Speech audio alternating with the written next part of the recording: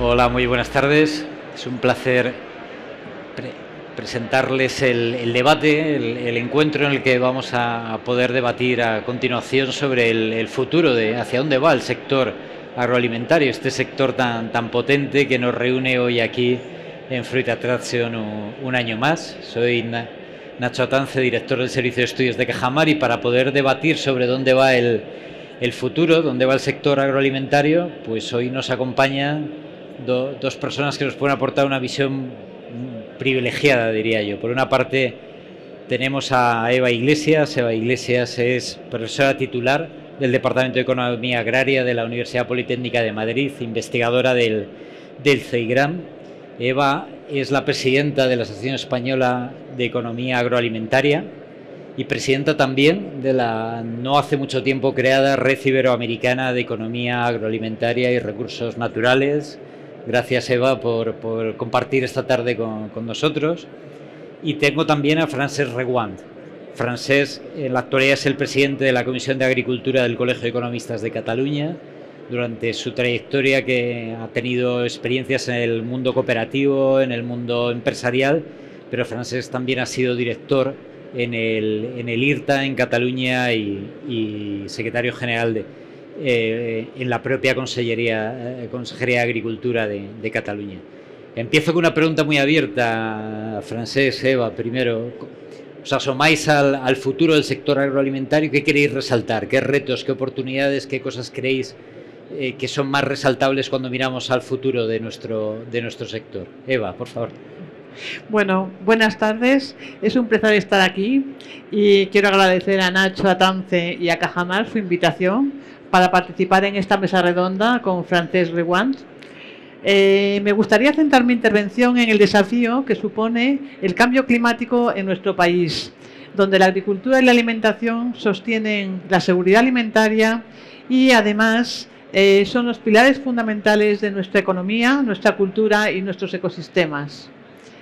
Es necesario que tomemos conciencia de los retos que enfrentamos y, más importante todavía, es preguntarnos cómo podemos convertir estas amenazas en oportunidades para un crecimiento sostenible.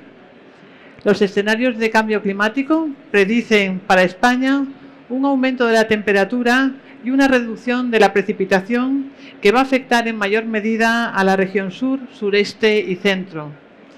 Se espera además un incremento en la frecuencia e intensidad de los eventos extremos, como la sequía, las inundaciones o las olas de calor como la que acabamos de vivir en el año 2022. El cambio climático no es una amenaza lejana, es una realidad que ya está aquí. Cultivos esenciales como los cereales, trigo, maíz, están ya experimentando reducciones en sus rendimientos, y otros, como la vid, están experimentando mermas en su calidad y en la productividad.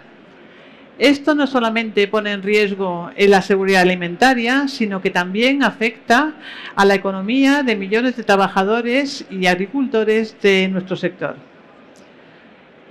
Innovación, yo creo que esta feria pone de manifiesto que innovación y sostenibilidad pueden ir de la mano y son dos elementos fundamentales para enfrentar los desafíos y convertirlos en oportunidades de crecimiento sostenible. Por ejemplo, el uso de cubiertas vegetales destaca por su capacidad para aumentar la fertilidad del suelo y mejorar la retención de humedad. Al cubrir el suelo no solo se protegen de la erosión, sino que también se fomenta la biodiversidad y se crea un sistema más saludable. Esto es crucial cuando tenemos que adaptarnos a variaciones en el clima. Por otro lado, estas prácticas permiten el secuestro de carbono en el suelo, contribuyendo así a la mitigación del cambio climático. Al capturar y almacenar el carbono, la agricultura sostenible también ayuda a reducir la concentración de gases de efecto invernadero, que es una de las causas del cambio climático. Y de esta manera refuerza el papel multifuncional de la agricultura, que va más allá de la producción de alimentos. El papel de la agricultura en el secuestro de carbono es una oportunidad que puede justificar un ingreso adicional para los agricultores. Otro ejemplo sería el desarrollo de variedades más resilientes al clima. A través de la biotecnología podemos crear variedades más adaptadas que no solo sean más productivas, sino que también sean capaces de soportar condiciones extremas. Y esto también incide en la salud y de nuestros suelos y ecosistemas. Esta estrategia de adaptación está ya implementándose en algunos cereales. Hay un aspecto prioritario, como es la gestión sostenible del agua, que me gustaría abordar posteriormente, dada la importancia que tiene en el sector de las frutas y hortalizas. Así que, para finalizar mi intervención, sí me gustaría considerar cuál es el papel de la política y de la regulación. La inversión en investigación y desarrollo debe ser una prioridad para encontrar soluciones innovadoras que nos ayuden a enfrentar estos retos de cambio climático, pero también es esencial que los gobiernos apoyen a los agricultores en la transición hacia prácticas más sostenibles, ofreciendo incentivos y programas de formación. El último informe del IPCC señala que es necesario en esta próxima década incrementar de forma importante financiación pública y privada dirigida a potenciar medidas de adaptación y mitigación del cambio climático. Por último, también querría destacar que el Estado debe priorizar la planificación y la política de gestión de riesgos frente a la política de emergencia. Un ejemplo de planificación y transferencia de riesgo en la agricultura es nuestro modelo de seguro agrario, que va a jugar un papel importante, sobre todo para mitigar el impacto de eventos extremos. Francesc, la misma pregunta. Miramos al sector agroalimentario, vemos la situación en la que está, miramos al futuro. ¿Qué te dice ese futuro? ¿Qué te dice ese sector agroalimentario? ¿Qué mensajes nos quieres transmitir?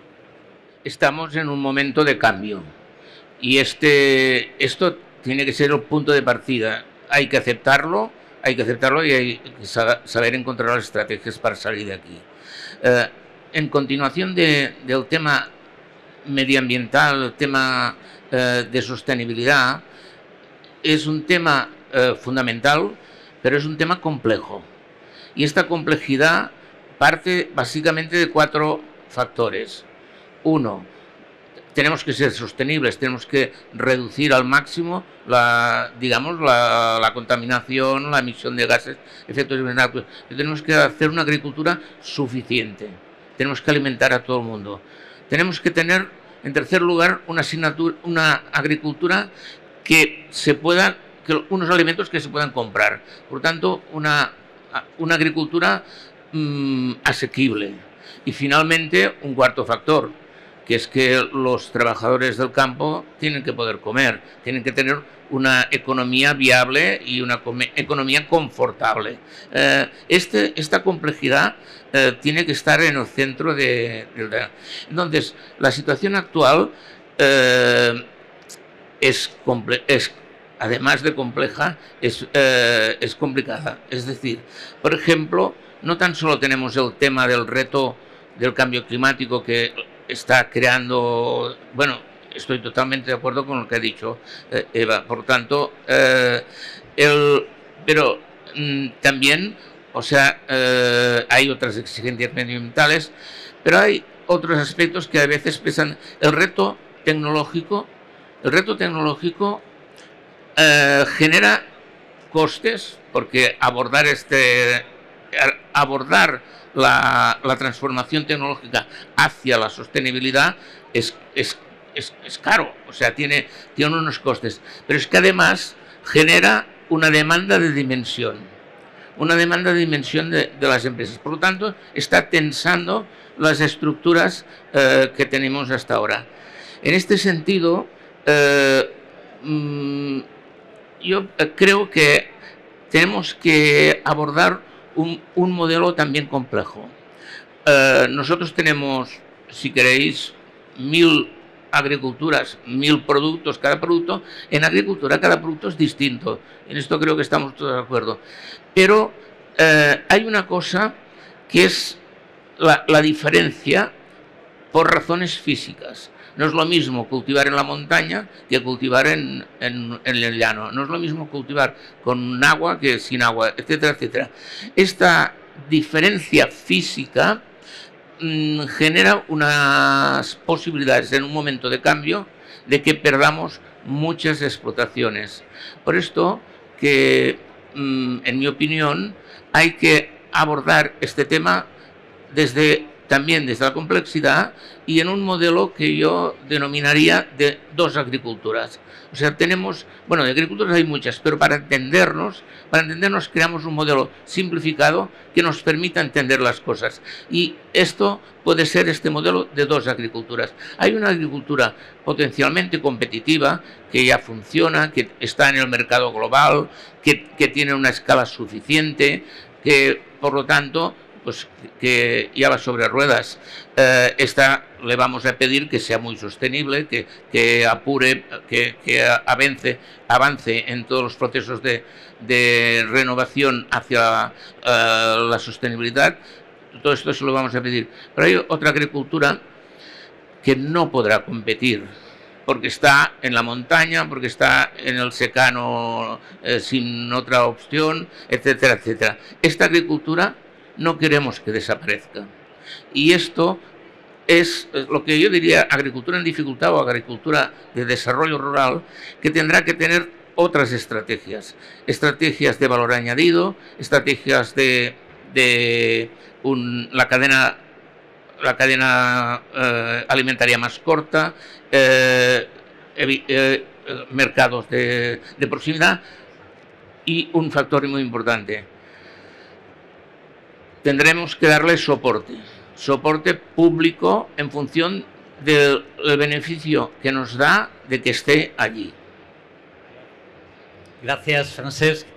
Los dos habéis hablado de políticas, luego os voy a preguntar por políticas, pero os voy a pedir, Eva, Francesc, que aterricéis este diagnóstico general del sector agroalimentario al caso particular del sector hortofrutícola. Ya apuntabas tú, Eva, aspectos sobre el agua. Eva, particularidades para el sector. Sí. Bueno, yo creo que me gustaría aprovechar ahora para hablar de la gestión sostenible del agua, porque creo que es un aspecto prioritario en nuestro país, donde la escasez de agua es ya una realidad en muchas de las cuencas y porque además su importancia en el sector de las frutas y hortalizas.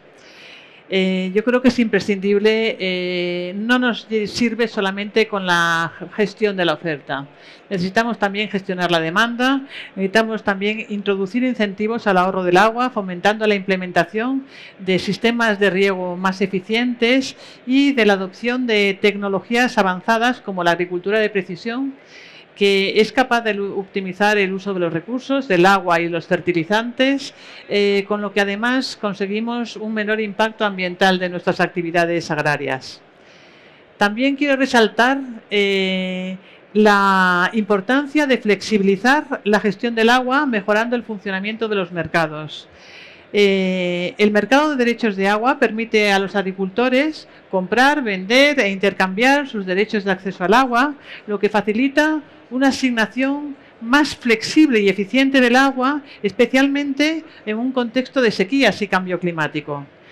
En este momento, regiones como California o en Australia disponen ya de una larga experiencia en mercados de agua y nos ofrecen importantes lecciones y muestran las ventajas de estos sistemas cuando se implementan de forma adecuada.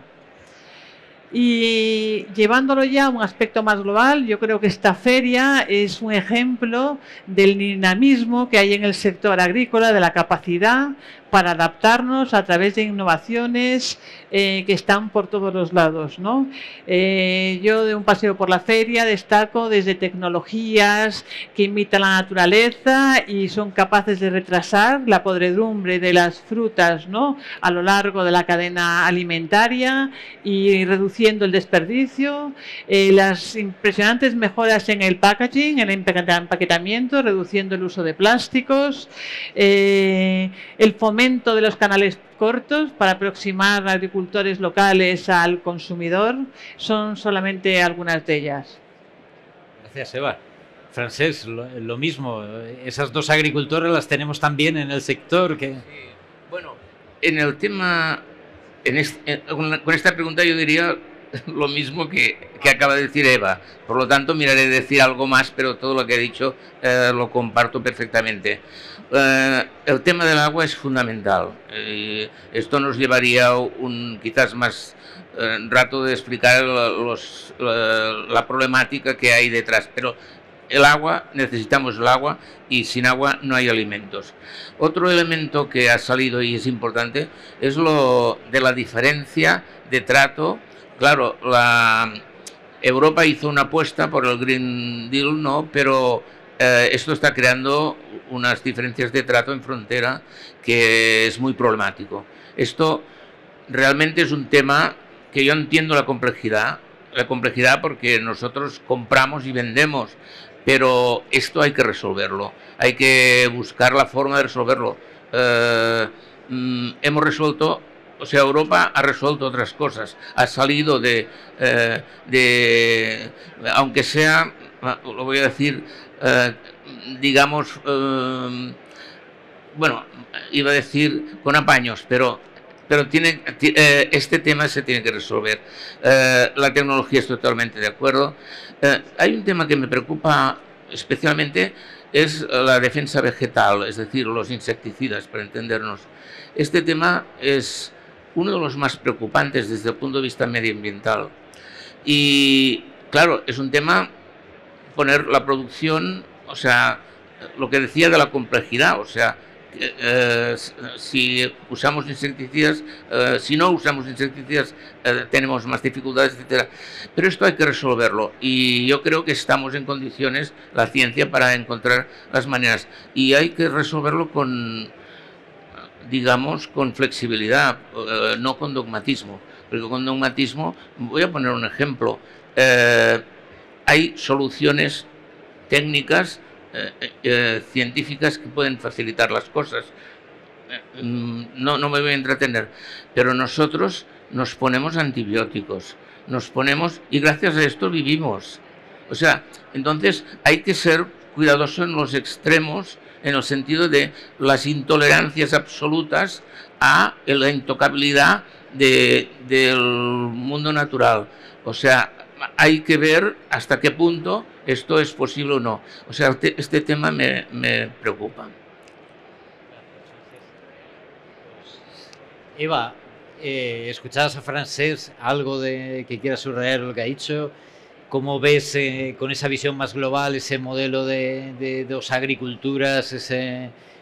¿Qué quieres subrayar Sí, bueno, lo estábamos comentando antes. Yo creo que es interesante ver un poco cómo se enfrentan, ¿no?, estas dos agriculturas a los retos, que realmente luego hay un continuum, ¿no?, porque no son solamente dos. Pero yo creo que diría que tenemos una agricultura o ganadería más intensiva, que debe respetar las normas ambientales, ¿no?, de no contaminación, de bienestar animal, y además, bueno, y esta agricultura se debe orientar al mercado, ¿no?, a lo que demanda el mercado. Por otro lado, tenemos, yo creo, que otra agricultura que desempeña un papel más unido a los ecosistemas, en el que realmente la agricultura juega un papel más multifuncional. Es decir, es verdad que producen cerdo ibérico, un jamón riquísimo o una carne de alta calidad, pero los consumidores no son capaces de, aunque pagan un valor más alto, no recompensan todos los otros beneficios que genera esta agricultura, que mantienen paisajes de una gran importancia, como las dehesas, entre otros, que juegan un papel en la prevención de incendios, en la protección de las aves esteparias, y yo creo que ahí, como comentaba antes en la primera pregunta, que pueden desempeñar un importante papel en el secuestro de carbono para mitigar el cambio climático. Yo creo que ahí el sector público debe también apoyar a esta otra agricultura. Francesc, por tu parte, en este contexto de cambio climático que subrayáis los dos, pero especialmente Eva, en ese momento de transición con el que empezabas tu intervención, esa agricultura más territorial, ¿le ves que además tiene especiales dificultades, por ejemplo, para responder a la parte regulatoria, a las exigencias? ¿Tenemos que tener un tratamiento diferente con ella? Sí, este es el planteo. El planteamiento que había dicho yo.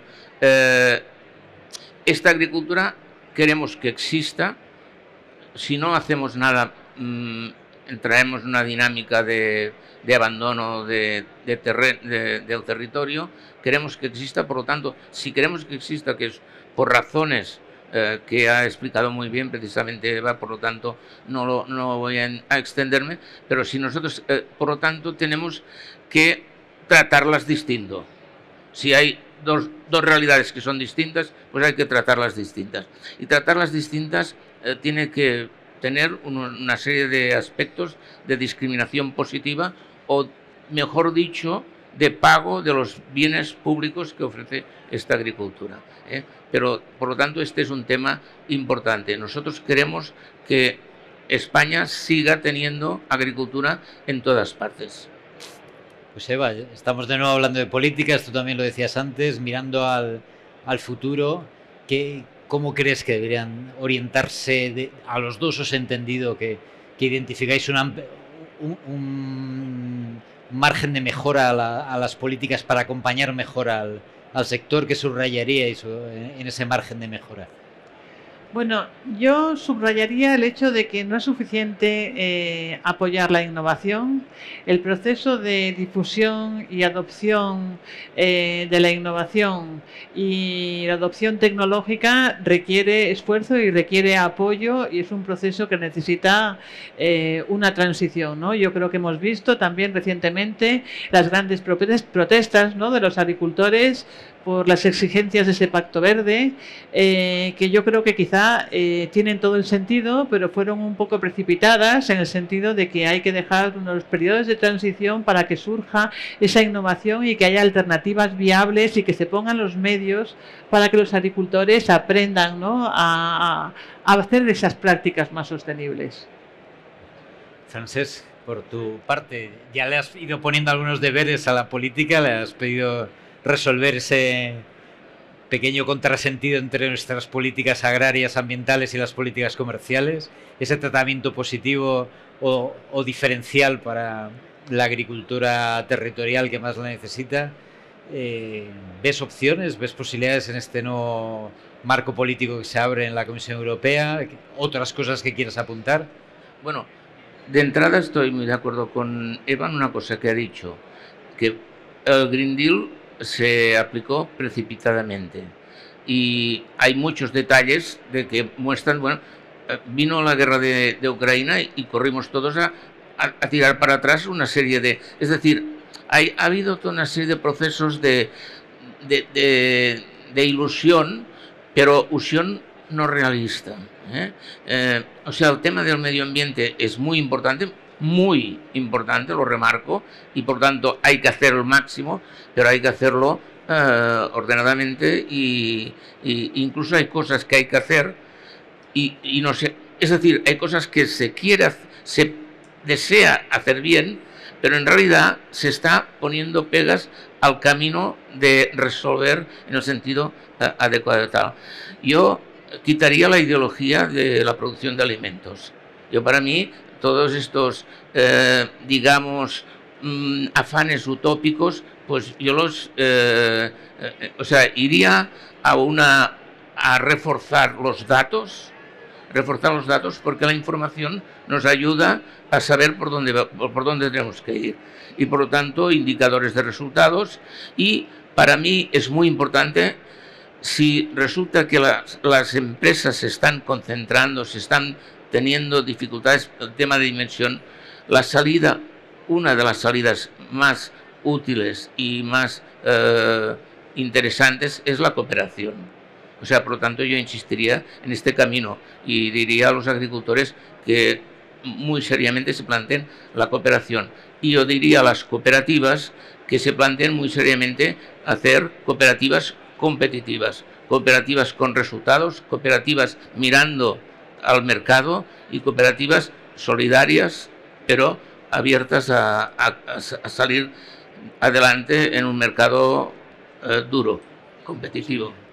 Me viene muy bien este último mensaje de Francesc, porque quería pasar estamos en una feria y todavía no hemos hablado del mercado, de hemos puesto deberes a las políticas, hemos hecho nuestro diagnóstico del sector, pero ¿qué papel juega el mercado, por ejemplo, en materia de sostenibilidad? ¿Está el mercado es capaz de remunerar lo que el ciudadano europeo pide o tenemos a un mercado que pide pero no remunera? ¿Cómo ves? ¿Qué rol crees, Eva, que debe jugar el mercado en esta transición, ese mirar al futuro?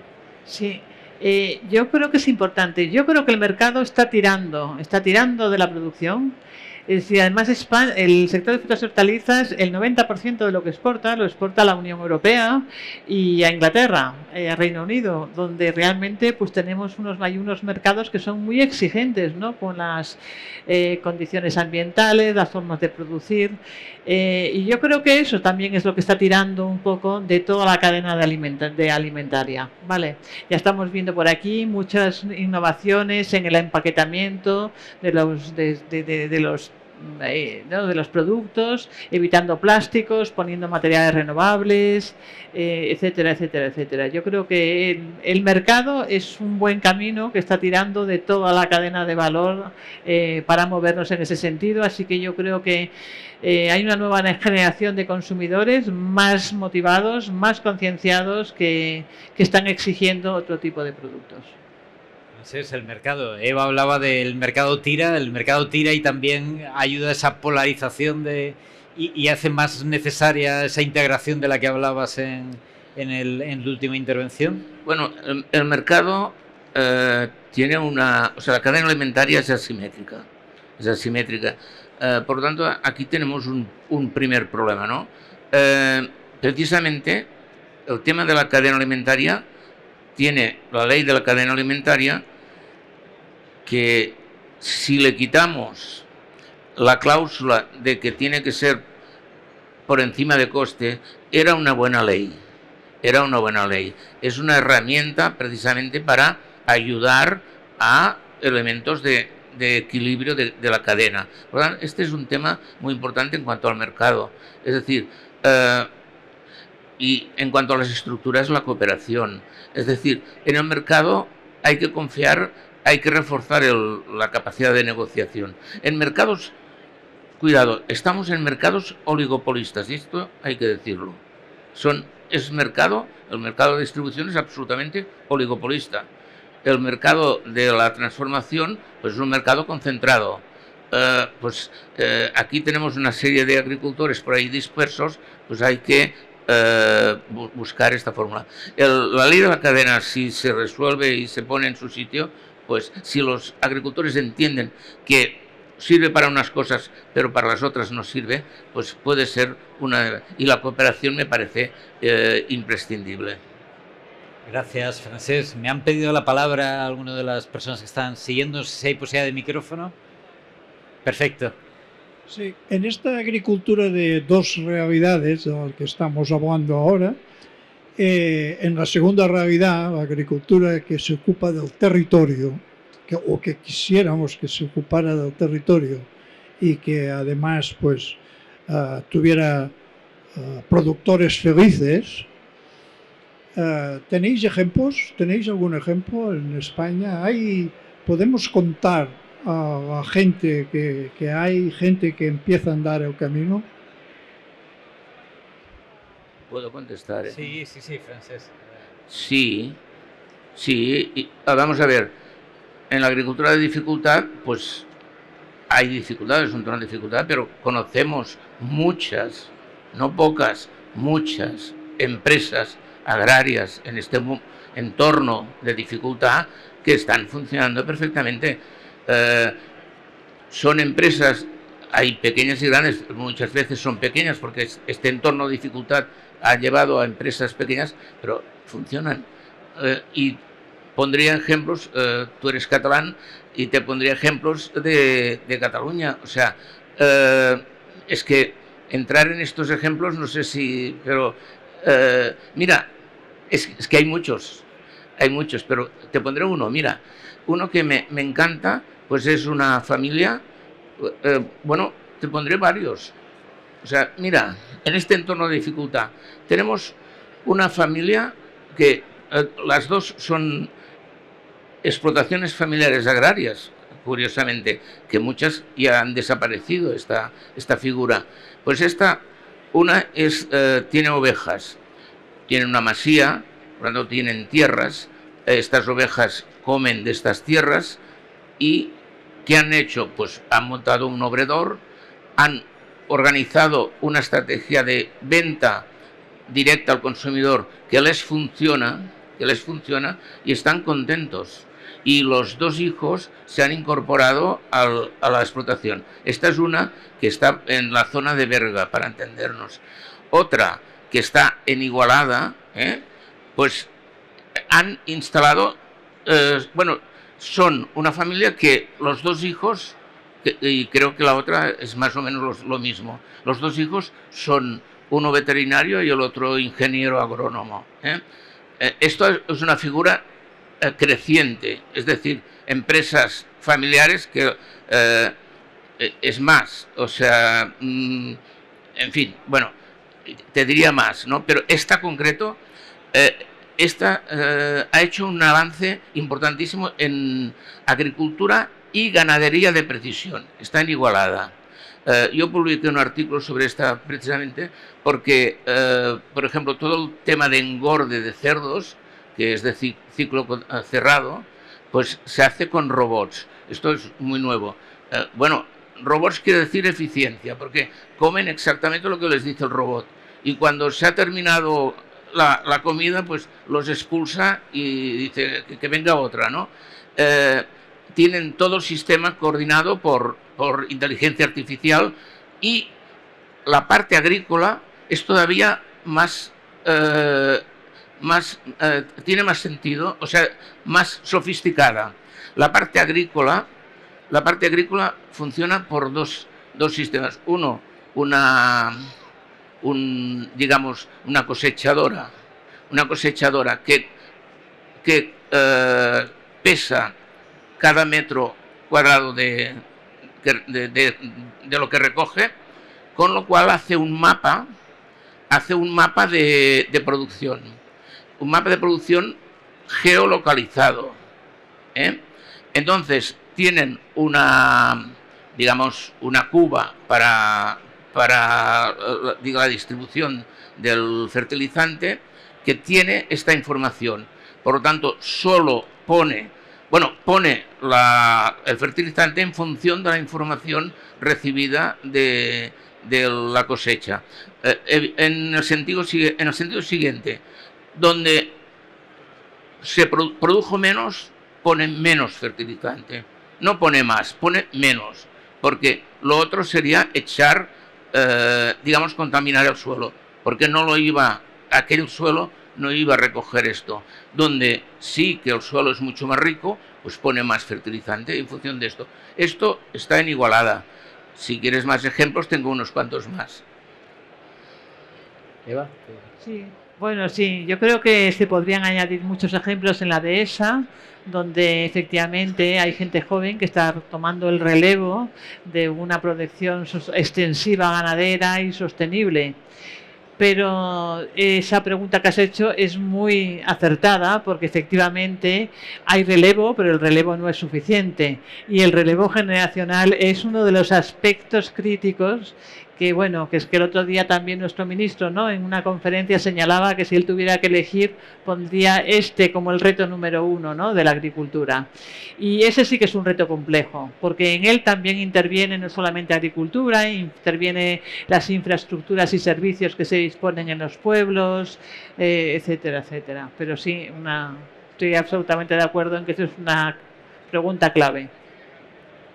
Pues gracias, Eva, gracias, Francesc, por este encuentro, por compartir vuestras visiones sobre el futuro del sector agroalimentario. Por terminar lo que has terminado, a mí me gusta. Una vez me pidieron el titular que me gustaría para nuestro sector en el año 2040, y dije: el sector agroalimentario el más demandado para trabajar. Me parece que recogía un poquito todo, y yo creo que habéis ido por esos tiros. Muchas gracias.